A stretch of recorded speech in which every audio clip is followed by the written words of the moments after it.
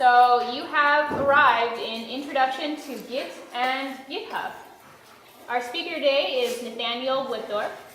Nathaniel currently works on developing REST and GraphQL APIs at GitHub. Formerly, he worked on GitHub's education team. Nathaniel has a passion for technology and enjoys sharing that through tech education. So please welcome Nathaniel.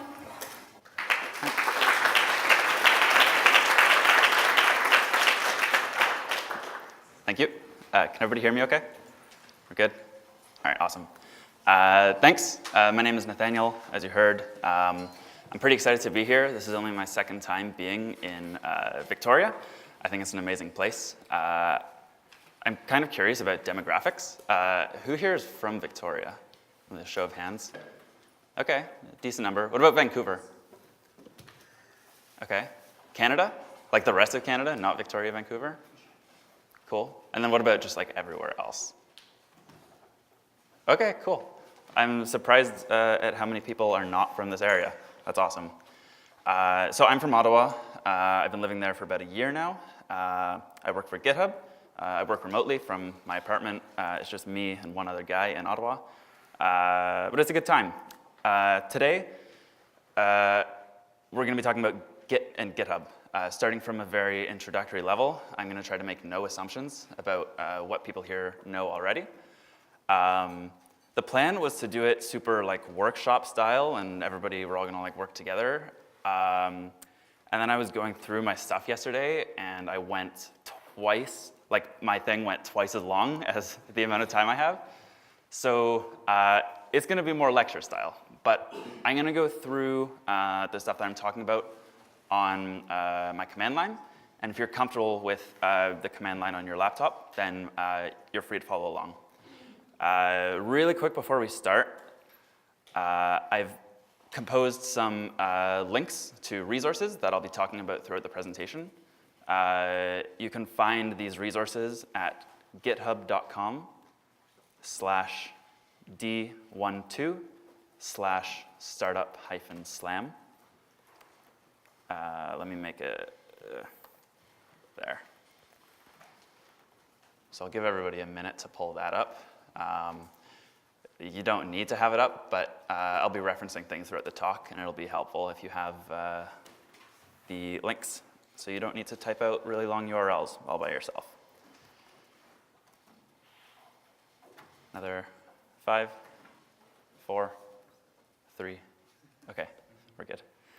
Also, a note, if I lose anybody, or if you're confused, or if something I'm saying doesn't make sense, please feel free to throw up a hand so that we don't lose people along the way. Okay, let's jump into it. Oh, there's a bunch of people. Cool. Okay, so what are we going to be talking about today? I'm going to start talking about version control systems. What is version control? What does that even mean? Why would you use a version control system? And we're going to go through some examples of different types of version control systems, including some that aren't really conventional. Then we're going to jump into the bulk of the talk, which is Git. We're going to talk about what Git is, what it does, how it works. We're going to go through some terminology that is important to know when talking about Git or reading about Git online. Then we're going to get into the bit where we jump on the command line and we learn how to use Git. We're going to talk about repos, commits, staging, branches, merge conflicts, remotes, pulls, pushes, all that stuff. My goal is, by the end of this talk, to be able to, I want everybody here who's following along to be able to keep version control of some project that you have on your computer using Git and feel comfortable with repositories and commits and navigating history. That's the last thing we're going to talk about with Git is jumping between different versions and viewing old versions of a project with Git. Then, if we have time at the end, I'm going to talk a little bit about GitHub, what it is, what separates it from Git, how to push a Git project to GitHub, pull request issues, and then something that I really want to find time for is contributing to open source software. On GitHub, there's a lot, like lots and lots and lots, like millions of open source projects that you anybody here can contribute to if you have ideas or suggestions. So I'm going to go over what the flow normally looks like around contributing to open source on GitHub. Any questions so far? All right, let's get to it. So, version control systems. At a very basic level, a version control system keeps track of changes to a project over time. That's it. So, that's it. It just keeps track of changes to a project over time. It stores the different versions of a project, which means this is a version control system. I think we've all done this before. This was my introduction to version control. Yeah, this is everybody's introduction to version control. And it looks ridiculous, and it is ridiculous, but it's a version control system. By every meaning of the definition of version control, it's a version control system. It's not a good version control system, but it's version control. What else can version control do? So with a version control system, you want to be able to revert back to old versions of your project. Maybe you're writing, you're working on a software project, and it was working, and then you did a bunch of work, and you forget exactly what it was that you did, or like you forget the specifics, and then your thing doesn't work anymore. And if you made a lot of changes before your last good version, you might not know how to get it back into a good state. While we're on this topic, I want to say that version control and even Git doesn't have to be specific to software. Say you're writing a blog post. You can keep that under version control with Git. Maybe you were working and it was all sounding really good and there was a good flow, and then you went and made some changes and you worked on it for a couple days, and then you're reading it over again and it seems kind of choppy and you don't really know what happened and you can't remember like exactly what your previous version was. Version control can help with that as well. So it's not just software. Another thing that version control can do is view detailed information of changes over time, such as who made this change, why did they make this change, and what exactly changed between this version and this version. These are things that Git can do, as we'll talk about in a little bit, but these are things that you hope, or that you would want from a good version control system, things that this doesn't necessarily offer. Some examples of version control systems, we're going to talk about Git in just a minute. We have Subversion, we have Mercurial, and then Google Docs is actually a version control system as well. It's kind of hidden, but when you're on Google Docs, under File, there's a button to view version control history, or view version history. And that lets you see who made what changes to a Google Doc, and it lets you jump back and revert to old versions. So Google Docs is a version control system. It doesn't have as much flexibility or power as Git, but it's a version control system. Okay, any questions about what a version control system is? I think we're good. Let's dive into Git. So Git is a version control system that you run locally on your computer. Git stores version history for all file formats. It doesn't have to be specific to code or even text, but it does work better with text. And we'll talk about why exactly that is in just a few minutes. Git does not work automatically like Google Docs does. Even if you weren't aware that Google Docs is tracking history, it does that, and it saves versions periodically. Git doesn't work like that. You need to specify when you want to save versions, and you need to specify what's included in each version. But Git is more powerful, and it offers a lot of pretty cool features that we'll be talking about. So with that, I'm going to jump into some terminology. A repo, or a repository, represents a project with version control history. Every repository has its own history. So if you're working on a blog post, you can let that be a repo, and you would just define the folder as a repo. We'll talk about how to do that in just a second. For a software project, you can define the whole project folder as a repo, and each of these repositories gets their own history. They're totally separate. So repository is a project. A commit is, in a repository, it represents a single version of the repository. So every commit represents what the project was at a point in time. As an example, I'm going to open up the Linux project on GitHub. So we're going to talk about the GitHub interface closer to the end, but this is the Linux Git project, or repository. You can see it has 782,000 commits. Every one of those is a separate version of Linux. And I can scroll through them and look at every one of them and see what the state of the project was at each version. I can also see who made what change, and I can see a description about why they did that change. So I don't know what any of this means. I don't know if any of you do. I don't. I also don't know what this means, but this is what changed in this version. Okay, so far we've talked about repos. A repo is a project, and a commit is a version in the project. Let's move on. This is a quick little visualization. So this whole picture is a repository, and each circle is a commit. You see we start with, let me get this. Okay, so we started with our first commit. This was the first version. Then from the first commit, we added another one, which we're going to talk about this garbage in a second, but each commit has a description about what it did. And then from a commit, you can make another commit, and you just keep on adding versions after each other. You see the arrows are pointing backwards, which is a little counterintuitive.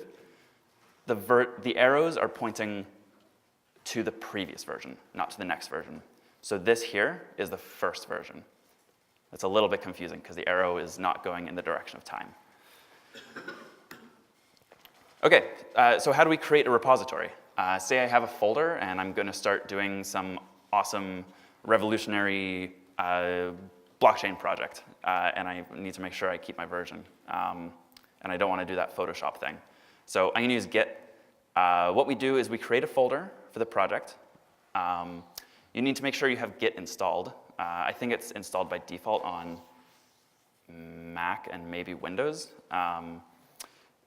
Once you have Git installed, you're going to want to go to the folder in the command line and run git init to create the Git repository. Before I jump on the command line is how people typically interact with Git, because Git is a command line application. But if you're not comfortable with the command line, there are alternatives. Some of those include GitHub Desktop and Git Kraken. I've linked both of those in my resources list. So those are options if you want to avoid using the command line.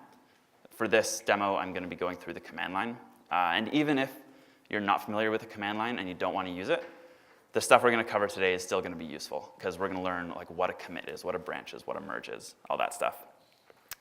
Okay, so I have this project, or this folder.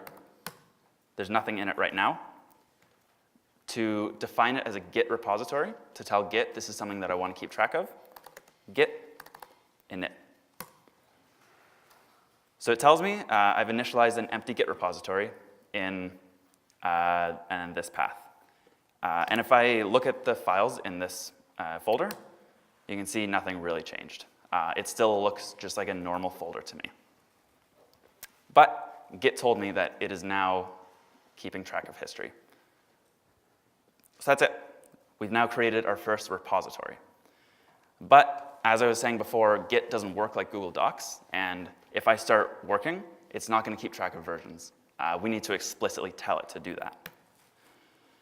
But before we can create our first commit, which is a version, we need to learn about the 3 areas of Git.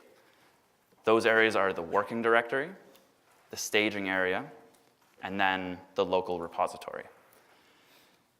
So what's the working directory? We'll start there.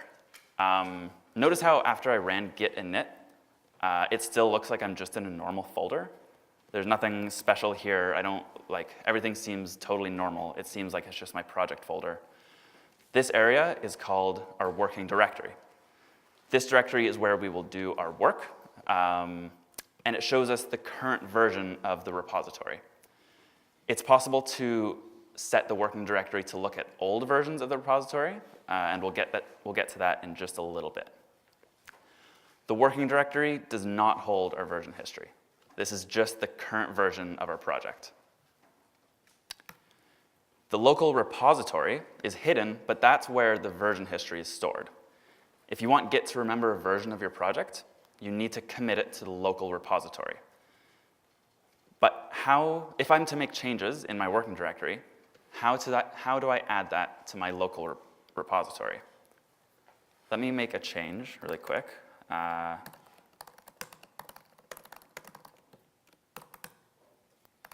Okay, so I've made a new file. It's nothing too special. It's not a blog post. It's not a piece of software. It's just a file that I want to keep track of. Now, how do I add this to my repository? Right now, it's sitting in my working directory. To go from the working directory to my local repository, we need to learn about the staging area. The staging area sits between your working directory and the repository. This is where you will prepare your commits. We can add all the changes that we've made to the staging area, only some files, or even only some changes in some files. You can think of the staging area as pretend you're a cook working in a restaurant. And as a chef is making parts of the dish, he's adding them to the plate in his little area. You can think of that plate in the kitchen as a staging area. It's not ready, but he's just adding pieces as they come in, little bits of food. And then once it's ready, once the staging area is complete and it has all the changes that you want in the commit, then you send it off into the dining hall. And that would be making a commit. So, how do we move between the working directory and the staging area and the repository? We introduced two new commands, git add and git commit. To add a file from the working directory to the staging area, we use git add. So git add and then the file name. Let's try that out. Git add. Yep. How do you access that next? Oh, yeah. Yeah, no worries. So the question was, how did I access this black screen? This is called the terminal. It's basically a command line interface for the laptop.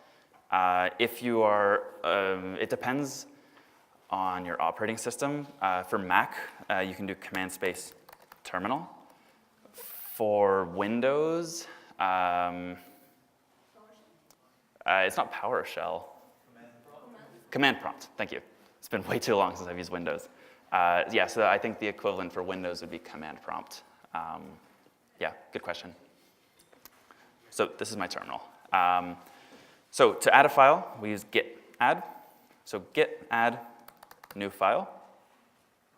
And I run that, and nothing really happened. It didn't tell me anything, which is a little bit worrying. I don't know if something went wrong.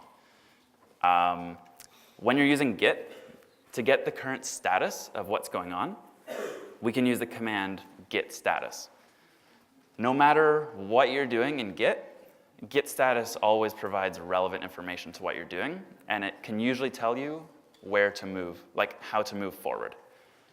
So if I run git status, it tells us we're on branch master. We'll talk about that in a few minutes. It says there's no commits because we haven't made any commits. And then it says we have some changes that are ready to be committed. So it looks like we have added them to our staging area. The green means it's in the staging area. If I was to make another file, and then I run git status again, you see we have a list of untracked files when I do git status. These are files that are sitting in my working directory, and they're not in the local repository, and they're also not in the staging area right now. So we have our new file sitting in the staging area. It's waiting to be pushed up to the local repository. Now, how do I bundle up my staging area into a commit?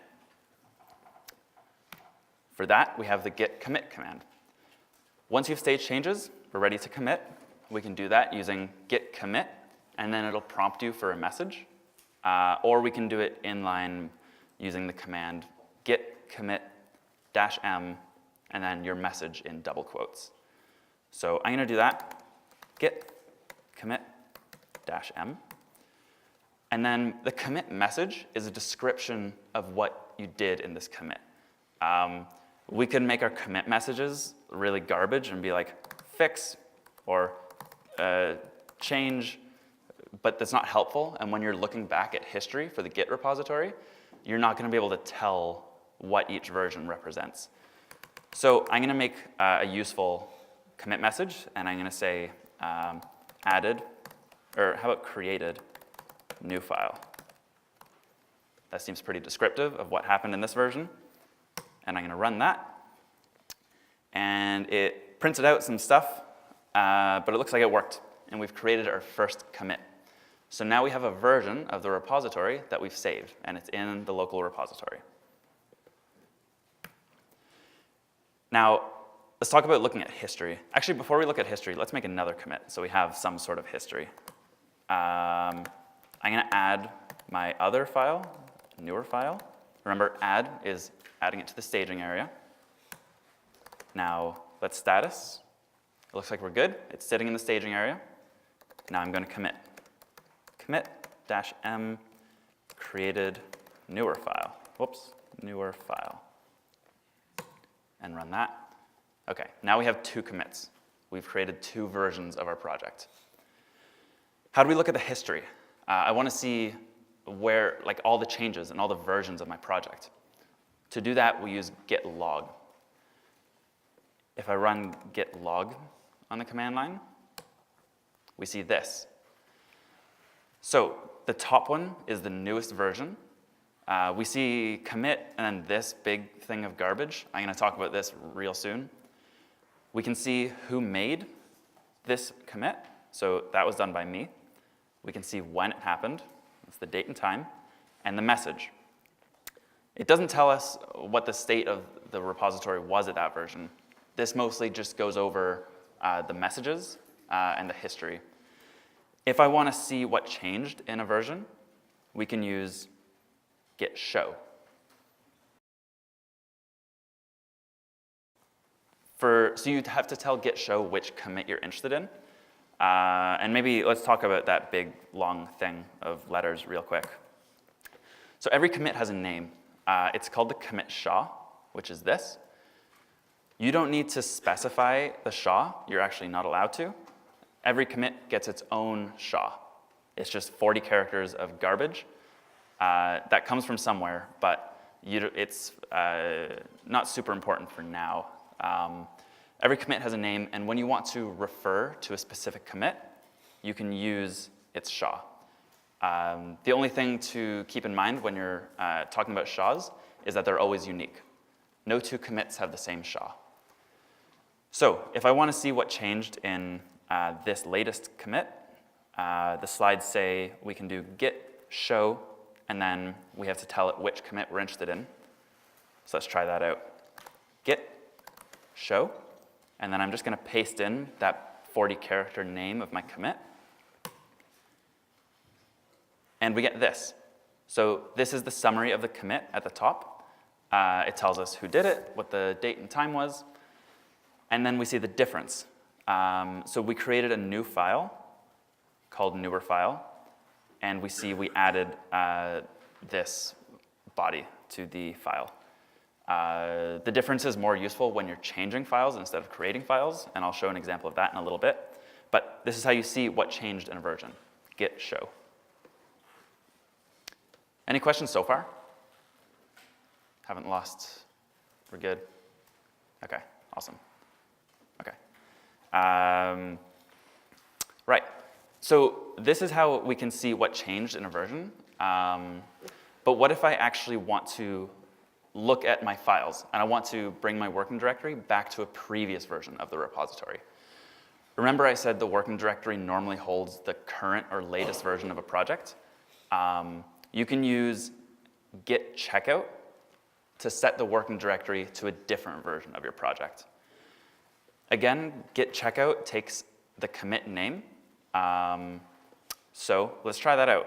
I don't remember the name for my first commit. That's the one that I want to look at.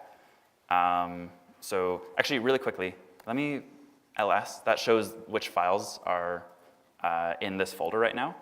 So we have new file and newer file. Makes sense. Let's use git log to find the name of my first commit. So here is the first one, created new file. I'm going to copy this. And now to change the working directory to a different version of the repository, we use git checkout. I'm going to paste that. Git gives you this big scary warning message that I'll explain in a little bit. But we can see now, well, we have checked out to this other version. How do we know that we've done that? And how do we know that we're looking at the old version? Well, if I run ls again, which shows me which files are in my folder right now, you can see I only have the new file.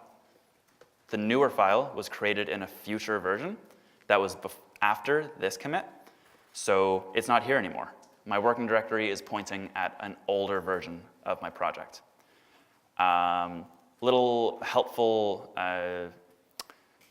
tip when using git checkout. If you want to go back to the version that you were looking at before, sort of like a back button in a browser, you can use git checkout minus. So I run that. Whoops. I put my laptop to sleep. Hot corners. There we go. Okay. So I did git checkout minus, and now it says that I'm back on branch master. We're going to talk about branches real soon. But if I do ls, I have new file and newer file again. I didn't lose newer file because I saved that version. Okay, what did we just talk about? Git checkout is how you change the working directory version. We can give it a commit name to change the working directory to that version. And we can use git checkout minus to go back one, back to what we were looking at before. Any questions about git checkout?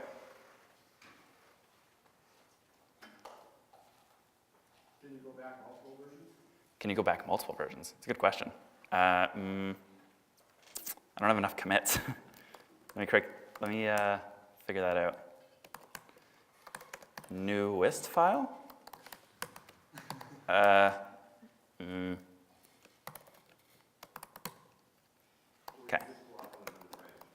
Sorry? Or would you just go on to another branch?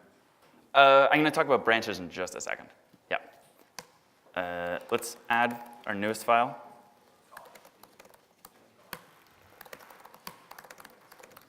And commit it. Create newest file. So the question was, if I do minus multiple times, am I going to switch between two different versions, or am I going to jump back like a browser back button? So let's find out. It's a great question. Okay, what I'm going to do is I'm on this version, the latest version right now. I'm going to check out to this one, the one before it.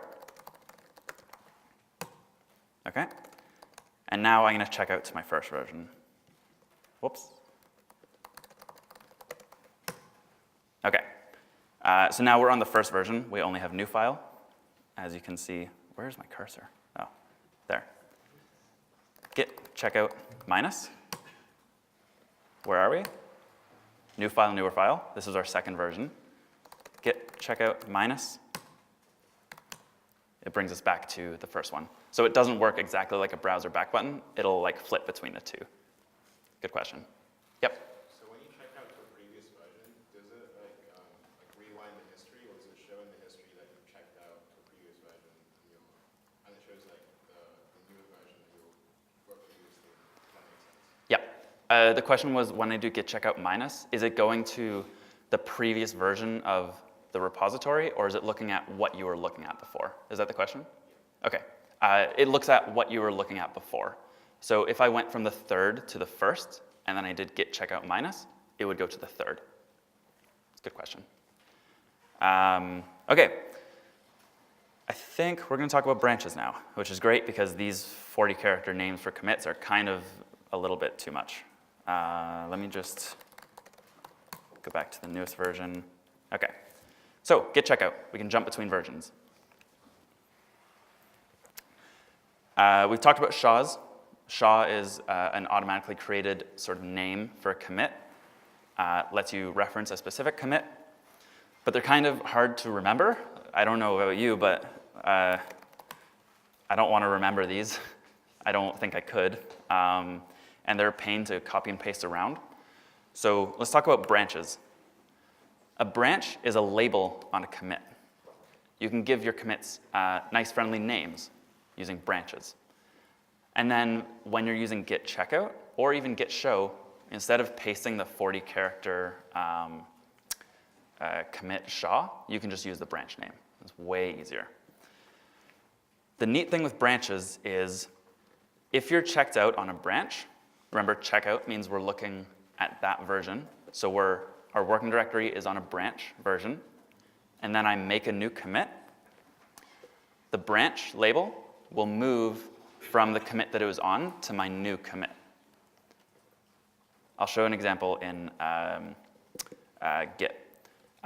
Real quick, you might have seen master floating around. I think when I did git status, it says on branch master. Master isn't a special word, or like, it's not anything special. It's just the default branch that Git creates. And if I do git log, you can see master is pointing,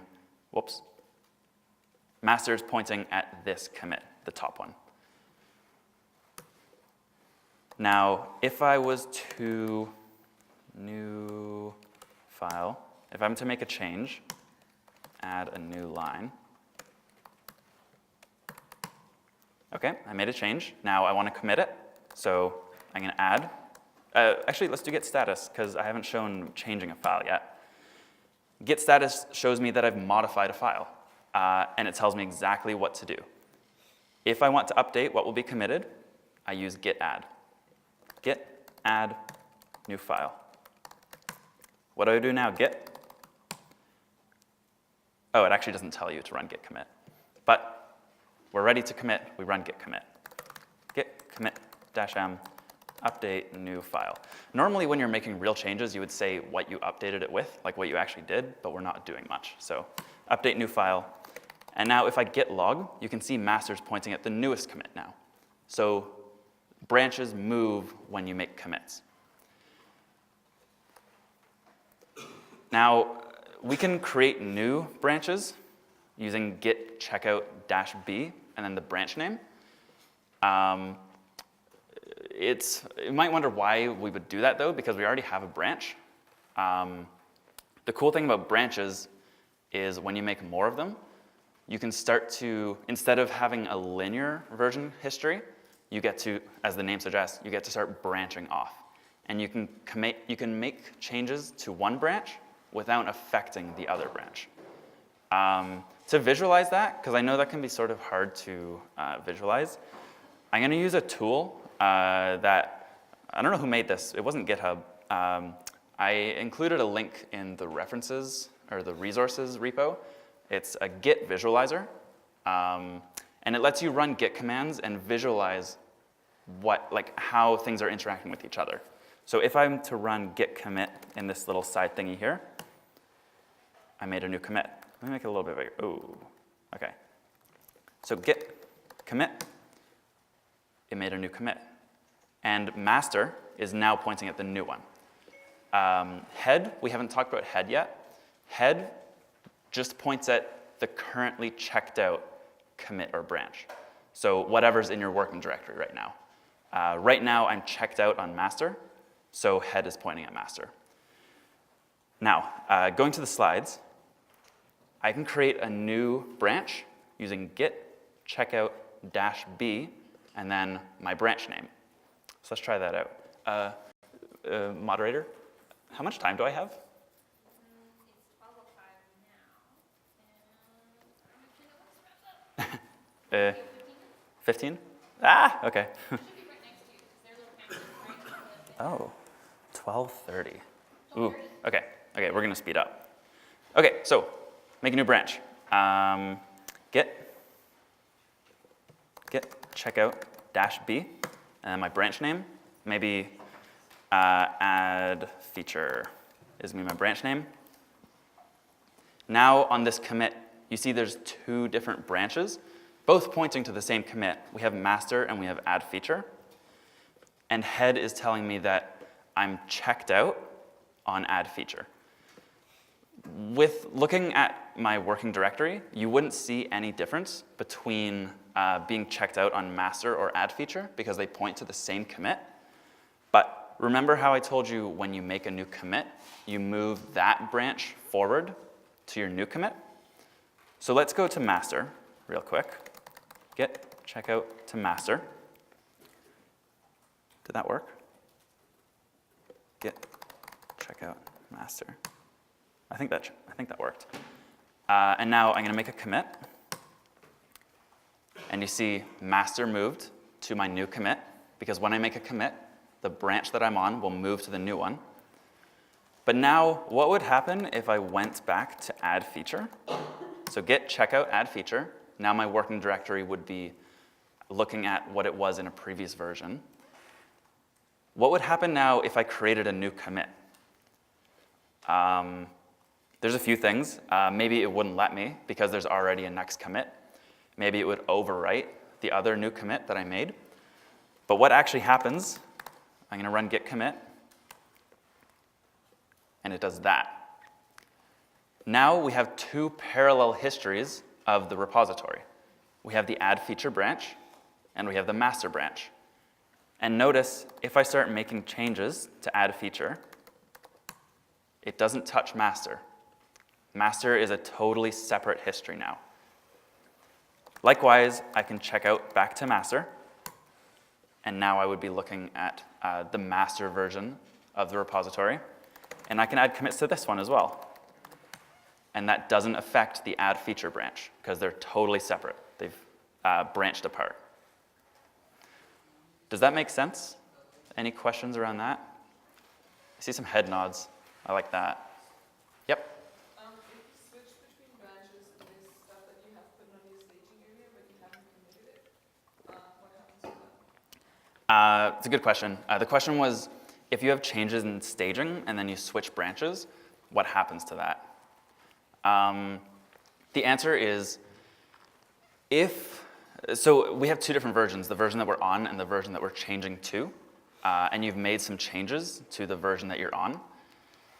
If the files that you have changed and added to staging are different between the old version and the new version, and you try to check out to the new one, then the checkout would overwrite the changes that you added to staging, and Git wouldn't let you do it.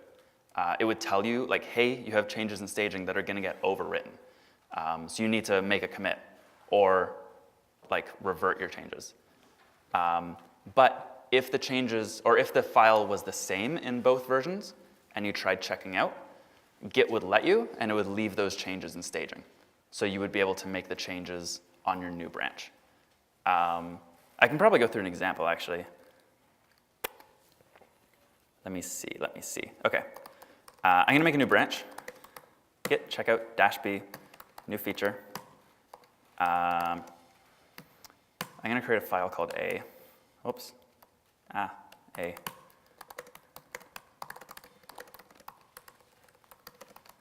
And I made a commit for A.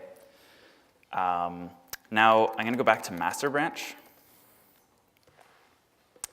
And let's see, I'm gonna make a file.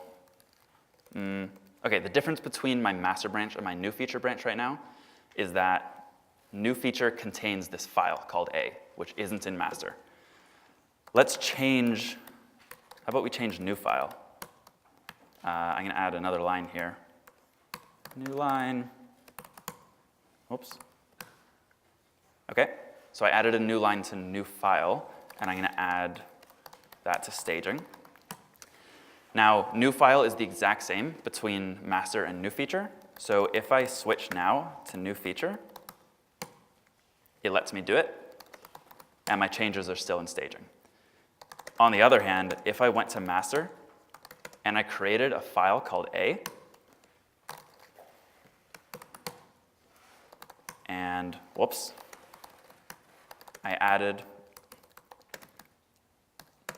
A to my staging area, and now I tried jumping to my new feature branch where A already exists. Git checkout new feature. Git yells at me. It tells me your local changes to the following files would be overwritten if you check out. Please commit your changes or stash them away before you switch branches. And you can see I didn't change version. I'm still, if I run git status, I'm still on the master branch, as you can see here. So that's a great question. Yep. So what happens when you want to like go and show a new feature to the actual main? Yeah, that's a great question. The question was, what happens when you're working on a new feature in a branch, and then you want to like bring it into master? Great question. We're going to talk about that in just a second. Okay, let's get into that then. Okay, so let's stop that, jump back in here. We already did this visualization. We talked about the head pointer. Remember, you don't need to think about the head pointer, but you're going to see head, like the name floating around. All you need to know is head tells Git what branch you're currently looking at. That's it. Okay, let's talk about merges. A merge takes two different commits and brings their changes together into a new commit. So if I had my master branch and I was creating a new feature in a new feature branch, I can use merge to bring the two versions together. And as long as the changes aren't conflicting, Git can do that all by itself, and we don't need to do anything. By not conflicting, I mean if in branch A, I changed a new file to say hello world, and then in branch B, I changed the file to say something else, and I tried merging them, Git's not going to know what the new version should look like because the two different versions are conflicting. So that is what we call a merge conflict, and I hope we're going to have time for that. But otherwise, if I created file A in one branch and file B in another branch, and I merged, we would get a new commit with file A and file B. So that's a merge. We can visualize that using our little visualizer. So actually, let me show the slide that shows how to merge. Never mind, there's a visualization. We'll do that interactively in just a second. So to check out, or to merge, first, we need to check out to the branch that we want to merge into. Then we run git merge, and we tell it which branch we want to merge into the current branch.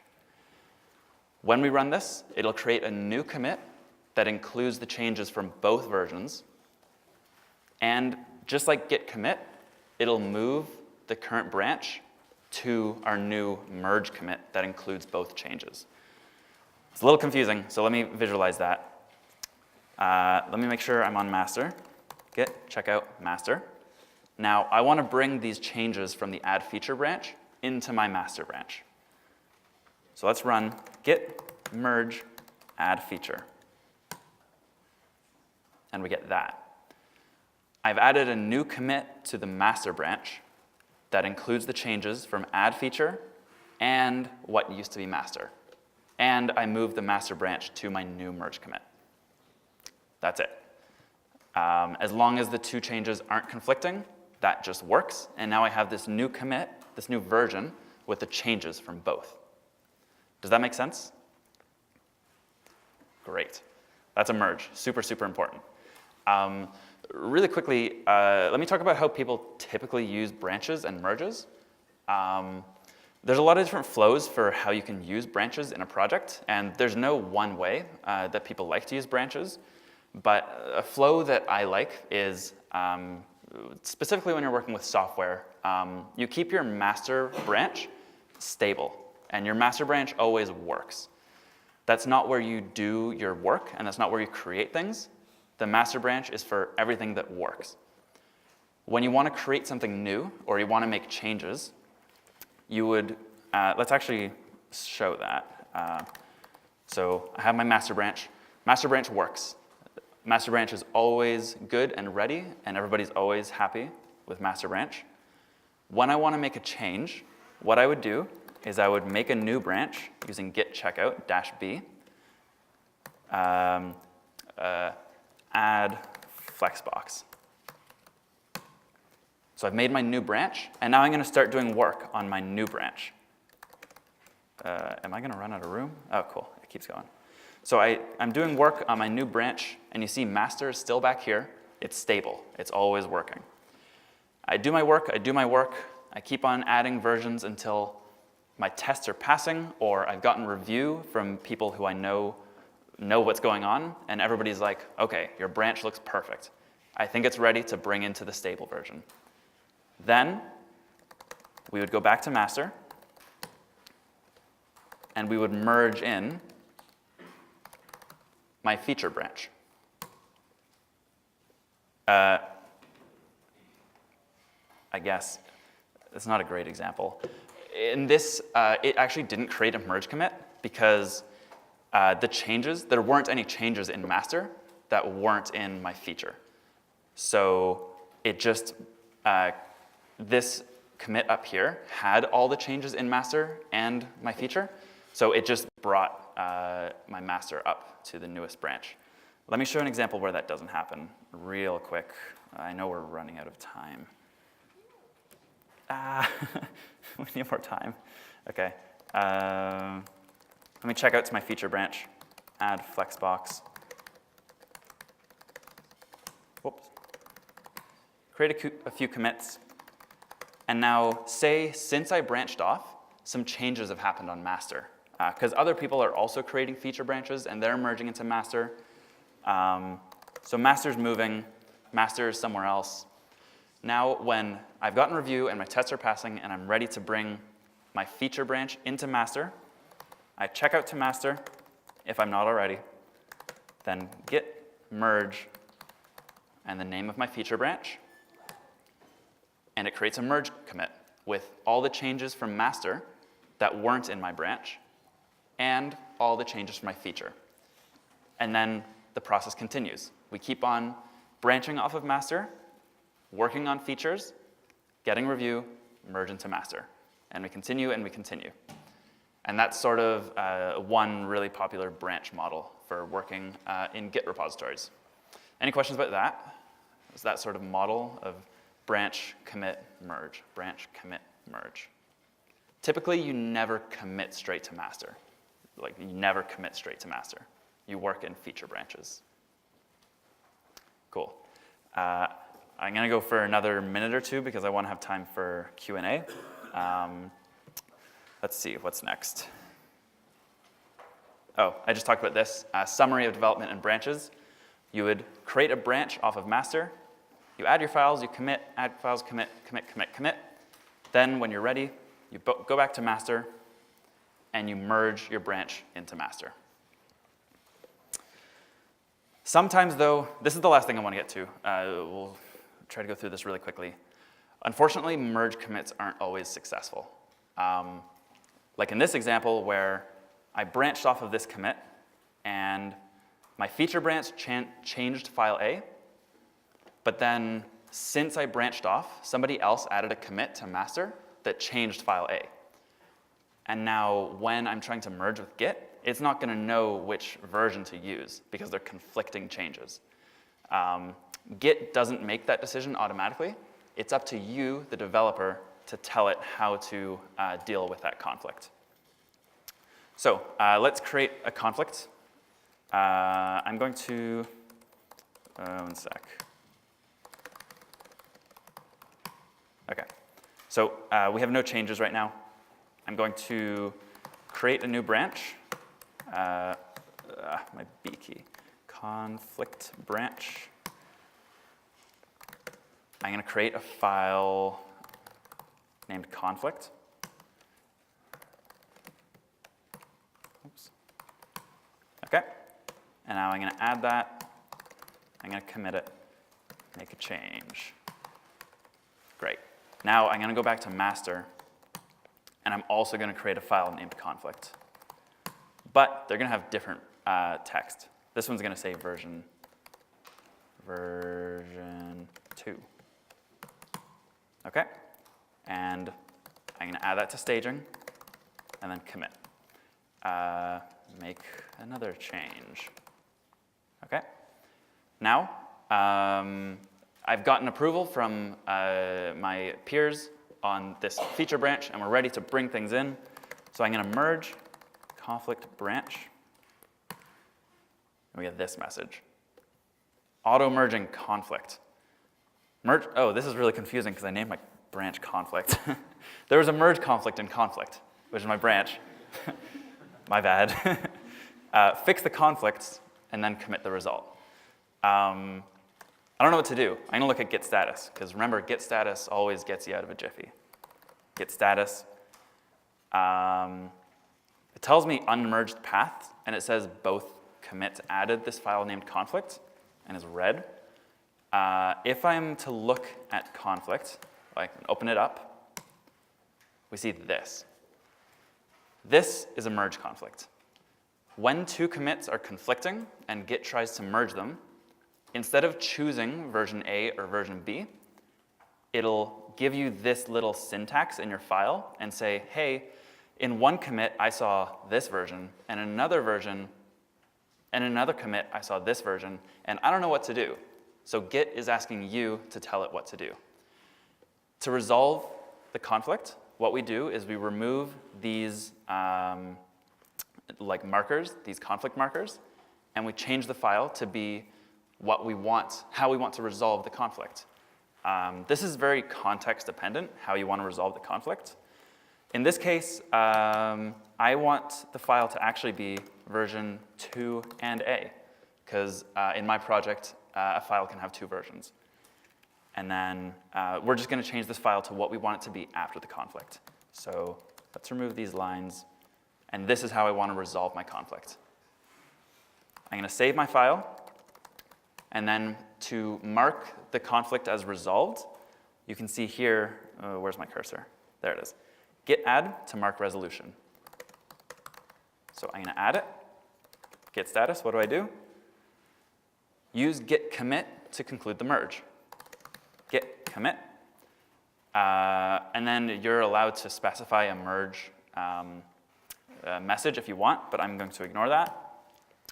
And there we go. Now we have master on a new version. We've resolved the conflict. And if I'm to look at my conflict file, in the latest version, we have this resolved file, which is how we told Git we wanted to resolve our conflict. We were really low on time, but any questions on merge conflicts?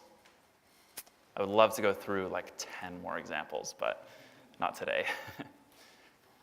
Okay, great. There's some other things that I was going to go through, but they're less important. We got through all the important stuff. So what do we go over? The areas of Git. We have the staging environment, we have the working directory, and we have the local repository. We know how to move files between the different areas. We know how to look at old versions of our project using git checkout. And we know how to look at history using git log.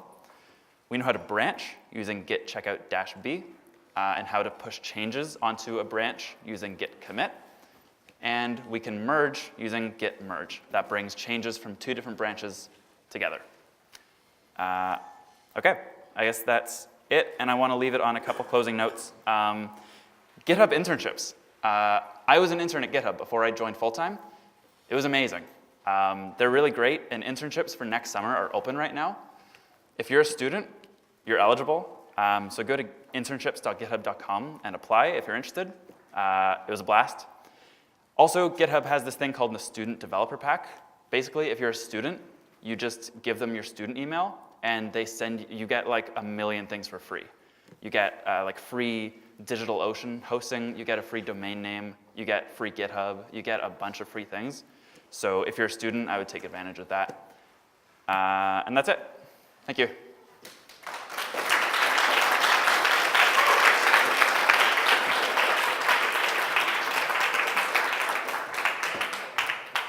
So we have a couple of questions on Slido that we can go through. Okay, the first one is, can we buy GitHub hoodies? You can, yeah. I don't have any. I'm not going to give any for free, but the GitHub store, if you Google that, there's this shop, and you can buy hoodies. Next question. Is there any way to track what directories are Git repos on your local machine? There's not some overarching way of saying like what directories are Git directories. The way that you can tell whether a directory is tracked by Git is when you run git init. I didn't say this because it's not super important. ILS and you don't see anything. There's actually a hidden directory in here that's storing all the information from the local repository. And if you run ls with a special flag telling it to give you the hidden directories, you see there's this .git folder. Where's my cursor? Here. There's a .git folder. That signifies that this folder is a Git repository. And if I was to look in there, you see there's a bunch of like weird stuff. I didn't have time to explain it all, but all the version history is chilling in that folder. So that's how you can tell. And then what is git bash? Git bash? Yeah, I don't know what git bash is. Google Is it. there more information? I can That's Google all. it, but also you can Google it. Oh, yeah. If you have a ton of branches and you don't want to go through, like, you need 2 of them and you're dealing with only 2 of them at a time? So you're asking if you can like merge a ton of branches together? You actually can. A merge can take any amount of branches. What's the use case though? I don't know, maybe there's a bunch of different versions that, like, they're all sorted so they're going how together. Yeah, you can merge any number of branches together using git merge. Normally you would just merge each one into a master though, and like everybody would have one branch, but that's something you can do with git merge. Yeah. How to delete a git directory? How to delete a git directory. Like delete the fact that it's a git directory or just delete the whole thing? To delete the fact that it's a Git repository, I guess one way you can do it is by removing or deleting the .git folder. Get out of it? You can. There's no git out. You can't do that. One thing you could do is rm rf.git / git status, git log, not a Git repository. I just lost all my data. So don't do that if you're working in an important repository. I just lost all my versions, so don't do that. Yeah, RM is very dangerous. Don't mess around with that on the command line because it's gone forever. Yeah, good question. Okay, yeah, last question. The line that you wrote, the rl-rl, Yep. does that delete a directory within the Git repository? So rm is a bash command. It's like a built-in, not part of Git. Rm deletes something. Specifying R means it recursively deletes. So it would delete a folder, and the folders in the folder, and the folders in the folder, and the folder. And F tells it, even if there's like important things, don't ask me, just like delete everything with no questions. Yeah, So it's dangerous. How should delete a Git directory within the Git repository? How to delete a Git directory? What do you mean by that? Like how to delete something that you're keeping version of? It's like just like another filter or something. You can just use rm. Oh, so just RM. rm, and then the folder, yeah. Yeah, got it. Yeah, and that would delete it, and then you can add your delete to staging, because git status will show that you've deleted a folder, and you can add the delete to staging using git add. So Git add would just add the delete. Yeah, yeah. If you do git status, it'll tell you that you deleted something, even though it's not there anymore. It's a great question. So we're out of time. We're going to do prizes really quickly, but if you have any questions after, Nathaniel's probably going to be here. So Yep. let's, big round of applause, please, for